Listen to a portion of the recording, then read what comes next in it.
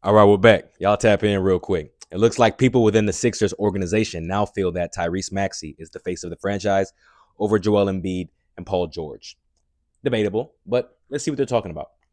I think the feeling is that this is Tyrese Maxey's team. And over the summer, it started to turn that page because people just frankly didn't know when Paul George and Joel Embiid would be able to play. And so the Sixers had to pivot. And it turns out Tyrese Maxey is really good and he is the franchise now.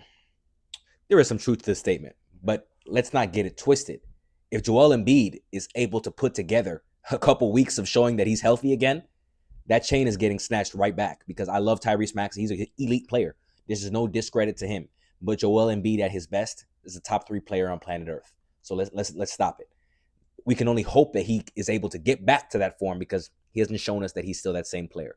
But like we said, injuries have been the cause of that. Now, if he's able to get back on the court, which he's destined to return fairly soon, he's able to get his legs under him and he shows us that and reminds everyone that he's an MVP caliber player, then Tyrese Maxey is in the face of the franchise because then it shifts. You have to compete now because you don't know when you're going to get a healthy Joel Embiid again. So if you do end up, he does end up visiting you, you got to capitalize on it and not lose out on that moment because nobody knows when Joel Embiid is going to be healthy again. So, but if it shows with Embiid that he's never going to be healthy again, then I think this is accurate. Tyrese is a safe bet to make the face of the franchise. And I would even go on to say his chain could potentially get snatched in a couple years with the way VJ's looking. Like, I really like his game and I really like his mentality. He's a dog. And I know in his mind, he's trying to snatch Tyrese's chain as well. So I like the young up and coming core they have. I think it's a recipe for success. I think there obviously is pressure to try to compete now, being that you signed Paul George to a max and you have Embiid as well. But if that doesn't look like it's in the cards, you try to move them and you have a future. You have young pieces you can build around. So it's not end all be all for Sixers fans. Then they have a future. They can compete now if things go well. But if they don't, you have a backup plan.